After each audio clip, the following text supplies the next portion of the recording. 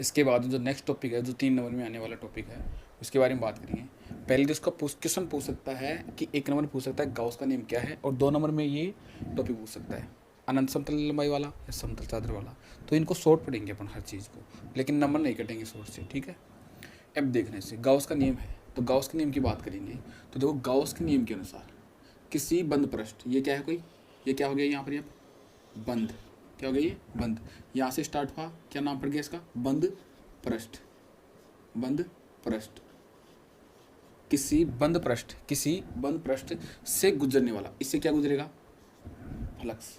तो किसी बंद पृष्ठ से गुजरने वाला कुल फ्लक्स का मान उस परिबद्ध पृष्ठ में, उस परिबद्ध मतलब इस पृष्ठ में क्या होगा, आवेश होंगे, क्या होंगे, बहुत सारे आवेश होंगे। तो उन आवेश का योग क्या होगा, समीशन का 1/ε0 गुणा होता है। ये क्या कहलाता है, गाउस का नियम कहलाता है। दोबारा सुनना, गाउस के नियम के अनुसार किसी बंद पृष्ठ, यहाँ से क्या हुआ, बंद हुआ, और ये क्या बन गया, एक पृष्ठ। बंद पृष्ठ से गुजरने वाला कुल फ्लक्स या कुल विद्युत फ्लक्स का मान उस परिबद्ध पृष्ठ में कुल आवेश का 1/ε0 गुणा होता है, ठीक है बच्चों। तो इसको ऐसे लिख सकते हैं आप, phi is equal summation EQ/ε0।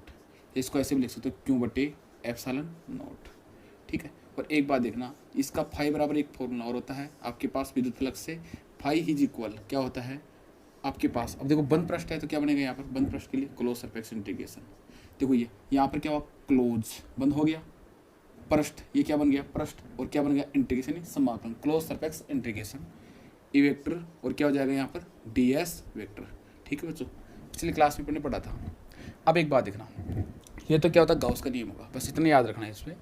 अब एक बात देखो, एक 3 पृष्ठ होते हैं, एक तो रेखा पृष्ठ, रेखीय आवेश घनत्व, एक पृष्ठीय आवेश घनत्व, एक आयतन आवेश घनत्व। तो ध्यान रखना, ट्रिक से याद रखना, लेसिरो ये काम आएंगे इन दोनों पृष्ठों में, ठीक है, इसमें और इसमें काम आएंगे। तो देखना लेसिरो, ट्रिक से कैसे याद रखोगे, ट्रिक से याद रखना, लेसिरो, ठीक है बच्चों, लेसिरो, ले यानी क्या होगा यहाँ पर लैम्डा, सी यानी सिग्मा, और रो यानी रो, ठीक है बच्चों। तो इसका जो फॉर्मूला बनेगा, यहाँ पर प्रत्येक में क्यों लगा दो, यहाँ पर क्यों लगा देंगे, क्यों लगा दिया, यहाँ पर भी क्यों लगा दिया, यहाँ पर क्यों लगा दिया, तो यहाँ पर भाग लगा दिया। तो क्या होगा यहाँ पर, पहले क्या होगा लंबाई, पहले क्या होगी लंबाई, फिर क्या होगा पृष्ठ एस सरफेस, और फिर क्या होगा आयतन वॉल्यूम, ठीक है बच्चों। ये दोनों सूत्र काम आएंगे इन दोनों में, ठीक है बच्चों। इसके बारे में बात करेंगे। अब एक बात देखना इसमें, यहाँ पर आपके पास थ्योरी कैसे लिखोगे इसकी, ये क्या लिखोगे यहाँ पर, देखना एक बात, माना एक समान आवेशित अनंत लंबाई का एक सीधा तार है, माना एक समान आवेशित अनंत लंबाई का एक सीधा तार है, जिसका ये क्या है, एक रेखा, तो इसका क्या हो जाएगा, रेखीय आवेश घनत्व, जिसका रेखीय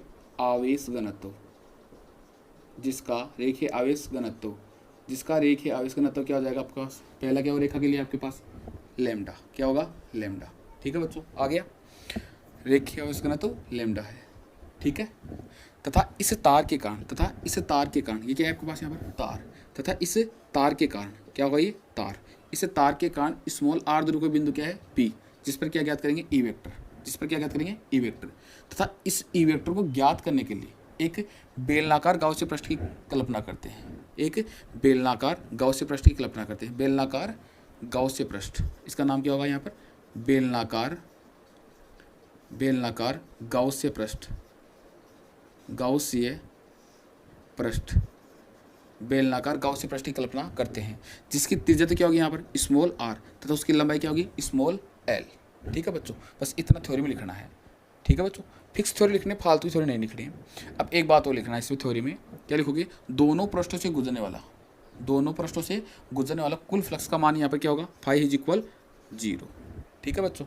अब इसके बाद देखना, यहाँ पर क्या होगा, देखो 3 पृष्ठ होंगे, अब इसको अलग अलग डिवाइड भी कर सकते हैं अलग अलग पृष्ठों में, लेकिन करना नहीं है अपने को। यहाँ पर एक पृष्ठ ये भी लिख सकते हैं, एक ये पृष्ठ लिख सकते हैं, एक पृष्ठ, 3 पृष्ठ हो जाएंगे।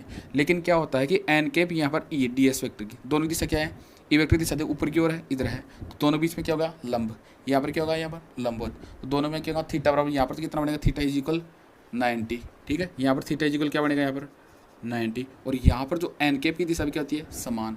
तो थीटा इज इक्वल क्या बनता है यहाँ पर 0। बात हमारी बच्चों, तो देखो डायरेक्ट देखना, बेलन का वक्र पृष्ठ का क्षेत्रफल, तो वक्र पृष्ठ क्षेत्रफल क्या होता है, पृष्ठ का, देखो बेलन का वक्र पृष्ठ क्षेत्रफल से गुजरने वाला कुल विद्युत फ्लक्स। तो फाई इज इक्वल क्या होगा आपके पास यहाँ पर, क्लोज सरफेस इंटीग्रेशन, ये फॉर्मूला ले लेंगे यहाँ पर, ठीक है, close surface integration E vector और D S vector is equal. अब एक बात देखना, पहली बात इसका अपन वेक्टर्स में दे रखा है, इसको वैसे लेंगे अपन कोऑर्डिनेट के रूप में, E D S cos theta, cos theta. अब एक बात देखना, पहली बात यहाँ पर क्या होता है, पहली बात इसमें क्या होता है, देखो ये दोनों पृष्ठ तो क्या होंगे यहाँ पर 90 मान रखेंगे, दो के लिए तो अलग अलग पृष्ठों के लिए हो जाएगा, लेकिन अलग अलग पृष्ठ नहीं लेने अपन को, ठीक है। यहाँ पर क्या होगा, एन कैप और डी एस, एन कैप व डी एस वेक्टर की दिशा समान है, की दिशा समान है तो क्या होगा, थीटा इज इक्वल 0 डिग्री, और कोस 0 मीन्स क्या होता है 1, ठीक है बच्चों, यहाँ पर होगा। तो इसका क्या बनेगा, यहाँ पर आपके पास कोस 0 रख देंगे यहाँ पर, तो phi is equal close surface integration.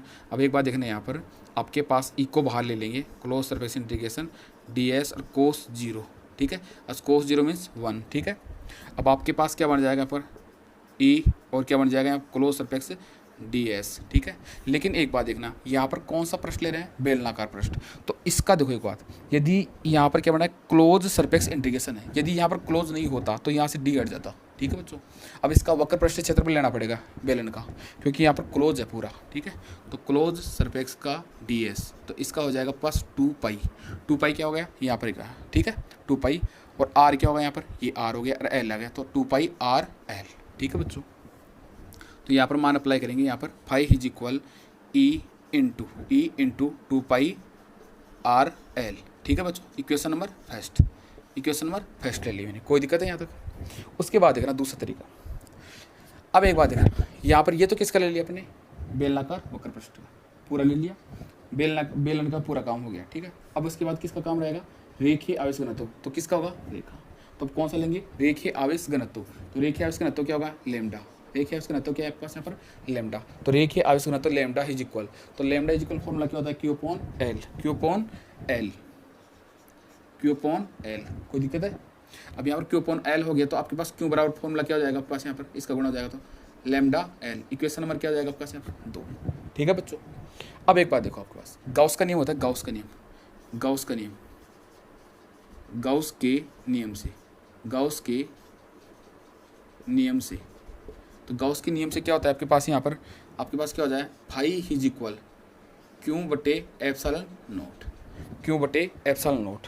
तो इक्वेशन नंबर 1 और 2 से, इक्वेशन नंबर 1 और इक्वेशन नंबर 2 से, तो इक्वेशन नंबर 1 और 2 से मान रखेंगे, तो फाई का मान यहाँ पर रखेंगे पहले, तो पहले रखेंगे तो क्या आएगा आपके पास, ई into 2 pi R L equal, Q का मान यहाँ से अप्लाई करेंगे, क्या होगा, lambda L upon epsilon note, ठीक है बच्चों। एल से एल दोनों तरफ कैंसिल, तो बचेगा ई इज इक्वल, इसका भाग लगेगा नीचे, तो क्या बनेगा आपका, लेमडा बटे 2 पाई आर एप्सिलॉन, या इसको ऐसे लिख सकते हैं एप्सिलॉन नोट आर। यदि इसको वेक्टर की फॉर्म में लेंगे तो यहाँ पर क्या जाएगा पास, यहाँ पर एन कैप, ठीक है बच्चों। ये इसका टॉपिक कंप्लीट है, ठीक है। इसके बाद ऊपर दूसरे टॉपिक की बात करते हैं, एक समान आवेशित समतल चादर के या परत के कारण ई वेक्टर या विद्युत क्षेत्र की तीव्रता, क्वेश्चन ऐसे आता है। तो इसका देखना है, यहाँ पर चित्र को ऐसे बना सकते हो, कोई दिक्कत नहीं इसमें भी, ठीक है, इसमें भी कोई दिक्कत नहीं आएगी आपको। देखने के बाद उसकी थ्योरी कैसे लिखो, पहली बात ध्यान रखना इसकी, माना एक समान आवेशित समतल चादर या परत, ठीक है, जिसका पृष्ठीय आवेश घनत्व क्या है, सिग्मा, क्योंकि यहाँ पर सिग्मा आ गया यहाँ पर, ठीक है, पृष्ठीय आवेश घनत्व क्या है, सिग्मा, ठीक है, तथा इस परत के कारण स्मॉल आर दूरी पर, ये बिंदु पी भी ले सकते हैं या फिर क्यू भी ले सकते हैं, तो स्मॉल आर दूरी को बिंदु क्या है, पी, जिस पर क्या ज्ञात करेंगे, ई वेक्टर ज्ञात करना है, ठीक है। तथा इस ई वेक्टर को ज्ञात करने के लिए अपन क्या करते हैं, परत के लंबवत, इधर भी लंबवत, मतलब ये परत है, इसके इधर भी लंबवत हो गया, इधर भी क्या हो गया, लंबवत। तो इस परत के लंबवत अपन 2r लंबाई के आर और आर क्या हो जाएगा यहाँ पर 2r लंबाई व ए अनुप्रस्थ काट क्षेत्रफल के गाउसियन पृष्ठ की कल्पना करते हैं। ठीक है बच्चों, तथा इस गाउसियन पृष्ठ को 3 पृष्ठों में करेंगे अलग अलग, S1 S2 S3। ठीक है बच्चों, तब कुल विद्युत फ्लक्स, ठीक है, कुल विद्युत फ्लक्स या गाउसियन पृष्ठ कुल विद्युत फ्लक्स का मान तो क्या हो जाएगा आपके पास यहाँ पर फाई आ गया। तो एक बात है पूरा ये बंद पृष्ठ होगा, तो बंद पृष्ठ के लिए आपके पास क्या आ जाएगा यहाँ पर close surface integration E vector और D S vector is equal Q बटे एप्सिलॉन नॉट। ठीक है बच्चों, याद की ये बात मैंने ले ली। ठीक है, अब इसके देखो 3 पृष्ठ होंगे अलग अलग, तो एक बात यहाँ पर क्लोज हट जाएगा क्योंकि अलग अलग पृष्ठों में अलग अलग हो जाएगा, S1 S2 अलग अलग हो जाएंगे, तो क्या हो जाएगा आपके यहाँ पर क्लोज हट जाएगा। तो आपके पास यहाँ पर क्या जाएगा, यहाँ पर ये आ गया क्लोज हट गया, तो क्या जाएगा ई वेक्टर और डी एस वेक्टर। लेकिन ये पहले पृष्ठ के लिए S1, फिर दूसरे पृष्ठ के लिए क्या आएगा ई वेक्टर और डी एस वेक्टर, फिर क्या जाएगा S2, फिर तीसरा पृष्ठ आ जाएगा ई वेक्टर और डी एस वेक्टर, क्या जाएगा आपके पास S3 पृष्ठ आ जाएगा और क्यू बटे एप्सिलॉन नॉट।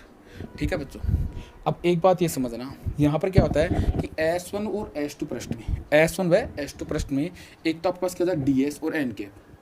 एस ध्यान रखना, इस चीज़ का ध्यान रखना, मेन चीज़ का यहाँ पर लगा भी लेना क्योंकि ये बात हो रही है। ठीक है, इस चीज़ को देखो, S1 व S2 पृष्ठ में आपके पास क्या होता है DS और N कैप की दिशा क्या होती है समान। DS S1 व S2 पृष्ठों में, S2 पृष्ठों में N कैप व DS वेक्टर की दिशा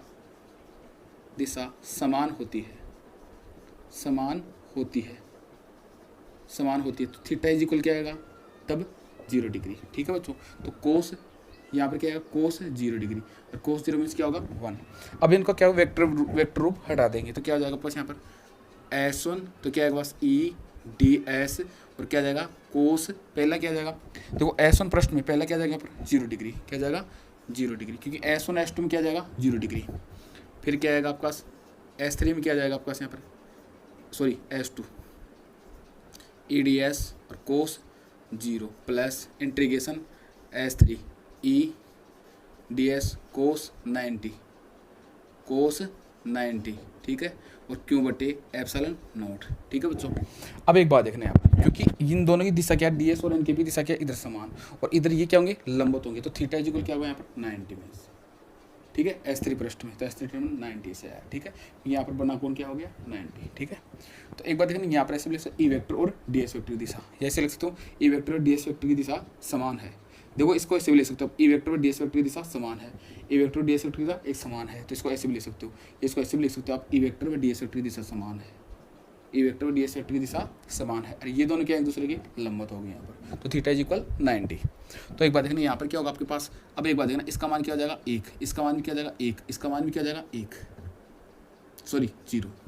अब एक बात ये देखना क्यों है यहाँ पर, क्यों, तो आपके पास देखो एक फॉर्मूला भी पड़ा था पृष्ठ आवेश घनत्व, तो सिग्मा इज इक्वल क्यू बटे एस, तो क्यू बराबर क्या हो जाएगा आपके पास यहाँ पर सिग्मा एस, हो जाएगा नहीं हो जाएगा।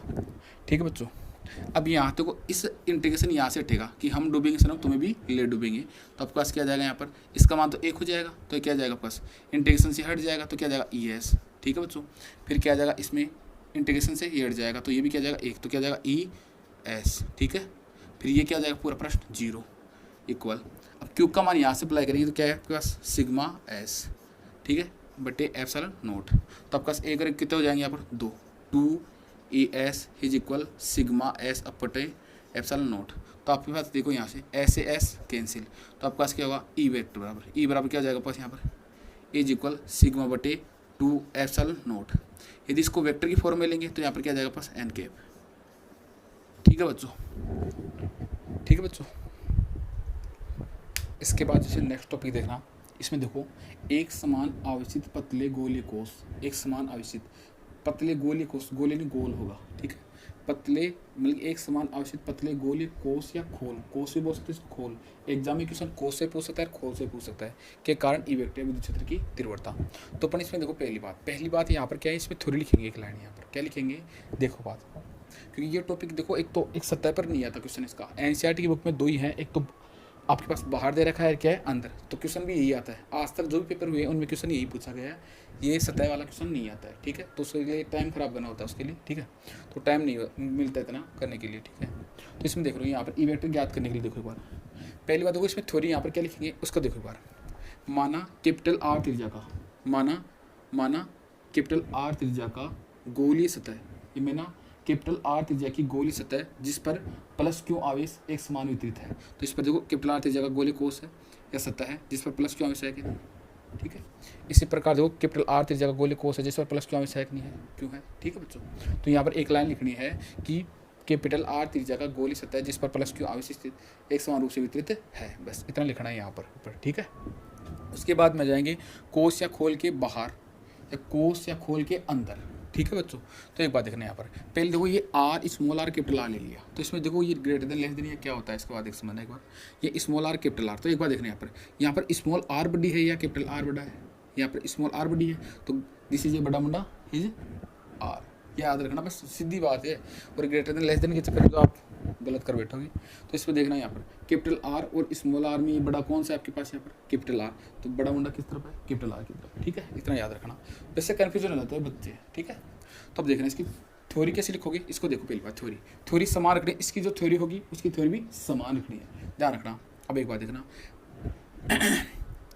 स्मॉल आर दूरी पर, ये भी क्या है स्मॉल आर दूरी पर कोई बिंदु क्या है पी, जिस पर ई वेक्टर ज्ञात करने के लिए, पास मारी थ्योरी, स्मॉल आर दूरी पर कोई बिंदु क्या है पी, जिस पर ई वेक्टर ज्ञात करने के लिए ओ को केंद्र मानकर स्मॉल आर त्रिज्या के स्मॉल आर त्रिज्या के एक गोलाकार गाउसीय पृष्ठ की कल्पना करते हैं। तो ये गोलाकार गाउसीय पृष्ठ है ना, केंद्र ओ मानकर स्मॉल आर त्रिज्या गोलाकार गाउसीय पृष्ठ है कि नहीं, गोलाकार गाउसीय पृष्ठ की कल्पना करते हैं। सेम थ्योरी इसमें वैसे कैसे रखना है कि देखो स्मॉल आर ध्रुव को बिंदु क्या है पी, जिस पर ई वेक्टर ज्ञात करने के लिए तथा ओ को केंद्र मानकर स्मॉल आर त्रिज्या का गोलाकार गाउसीय पृष्ठ की कल्पना करते हैं। तो स्मॉल आर त्रिज्या पर देखो ये गोलाकार गाउसीय पृष्ठ है कि नहीं है, ये है कि नहीं है ना बच्चों, गाउसीय पृष्ठ की कल्पना करते हैं। सेम थ्योरी है दोनों में। तो इसके बाद देखना इसमें गाउस के नियम से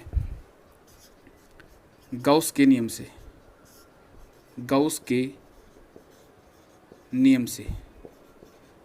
के नियम से तो क्या हो जाएगा आपके पास, यहाँ पर आपके पास क्या जाएगा, phi is equal close surface integration E vector और डी एस वेक्टर, ठीक है बच्चों। और आपके पास क्या जाएगा क्यू बटे एप्सिलॉन नॉट, ठीक है बच्चों। अब एक बात देखने यहाँ पर आपके पास क्या होगा, देखो यहाँ पर एक बात देखने यहाँ पर देखो ई वेक्टर और डी एस वेक्टर की दिशा क्या है, एक समान है। तो यहाँ पर क्या होगा बात देखो एक बार, ई वेक्टर व डी एस वेक्टर की दिशा, ई वेक्टर व डी एस वेक्टर की दिशा समान है। तो थीटा इज इक्वल क्या होगा आपका 0, ठीक है। तो कोस 0 आएगा, वही बात है पहले वाली, ठीक है। तो यहाँ पर क्या जाएगा आपका यहाँ पर 1, ठीक है। तो आपके पास इसको देखो वेक्टर फॉर्म को हटा देंगे तो क्लोज सरफेस इंटीग्रेशन आ गया, और आपके पास क्या ई डी एस और कोस 0 और क्यू बटे क्या जाएगा आपके पास यहाँ पर एप्सिलॉन नॉट, ठीक है। अब आपके पास इसका मान क्या हो जाएगा 1, और ई को इधर ले आएंगे तो क्या होगा phi E close surface integration और D S is equal Q बटे एप्सिलॉन नॉट, ठीक है बच्चों। अब एक बात देखना यहाँ पर, अब आपके पास गोला है तो वहाँ पर देखो बार बेलन का वक्र पृष्ठीय पड़ा था, और यहाँ पर क्या जाएगा गोले का वक्र पृष्ठीय क्षेत्रफल।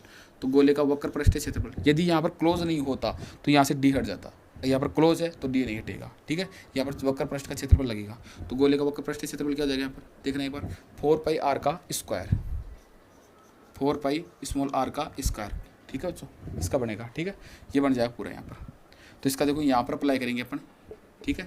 तो यहाँ पर अप्लाई करेंगे क्या होगा फाई इज इक्वल, अब एक बार देखना यहाँ पर इसको इसके बराबर रख देंगे तो ई इंटू 4 पाई आर का स्क्वायर इज इक्वल क्यू बटे एप्सिलॉन नॉट, ठीक है बच्चों। अभी यहाँ पर देखो ई इज इक्वल क्या हो जाएगा आपके पास यहाँ पर क्यू बटे 4 पाई एप्सिलॉन नॉट आर का स्क्वायर, ठीक है बच्चों। यदि वेक्टर की फॉर्म में लेंगे तो क्या आएगा आपका यहाँ पर एन कैप, ठीक है बच्चों। ये पहला टॉपिक कंप्लीट है इसके, ठीक है, कोस के खोल के बाहर, ठीक है।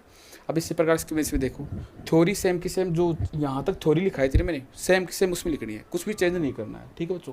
गाउस के नियम से बस वही बात आ जाएगी यहाँ पर, गाउस के नियम से होगी बात, यहाँ पर फाई इज इक्वल वही बात आ जाएगी, phi is equal close surface integration E vector D S vector और क्यू बटे एप्सिलॉन नॉट, लेकिन इसमें क्या होता है कि जो गोलाकार गाउस पृष्ठ का मान देखो, इसके पृष्ठ के अंदर आवेश का मान क्या होगा यहाँ पर 0, पर सतह पर ये मान, तो आवेश का पृष्ठ के अंदर क्या होगा 0, तो 0 होगा तो क्यू बराबर क्या होगा आपके पास यहाँ पर 0। तो एक बात देखना यहाँ पर, पहली बात देखो इसका जो मान है वो सेम की सेम यही प्रोसेस होगी, तो क्या होगा आपके पास यहाँ पर क्लोज सरफेस EDS और कोस 0 डिग्री, क्योंकि वही बात होगी सेम की सेम, ये समान सी बातें यहाँ तक आएंगी, सेम की सेम वही बात आएंगी यहाँ पर, ठीक है, सेम की सेम आएंगी, कुछ चेंज नहीं है। और यहाँ पर क्या होगा 0, ठीक है, और आपके पास क्या हो जाएगा यहाँ पर क्लोज सरफेस आएगा, और क्या आएगा को बाहर ले लेंगे तो DS क्या आ जाएगा 0, इसका मान क्या आ जाएगा 1 0, अब इसका पूरा भाग लग जाए तो ई बराबर क्या आ जाएगा पास यहाँ पर 0। ठीक है बच्चों, ये भी कंप्लीट हो गया। ठीक है बच्चों, इस चैप्टर में जो ये टॉपिक है इनसे बाहर एक भी क्वेश्चन नहीं जाएगा। जो ये टॉपिक है इनमें जो मैंने बता दिया, इससे एक्स्ट्रा चीज़ लिखनी भी नहीं है और इस एक्स्ट्रा चीज़ का नंबर मिलेंगे भी नहीं है आपको। ठीक है बच्चों, ये पढ़ लेना, आपके पहले चैप्टर में कोई क्वेश्चन बाहर नहीं जाएगा। अब नेक्स्ट पेपर के चैप्टर के अपन प्रिपरेशन कराएंगे। ठीक है।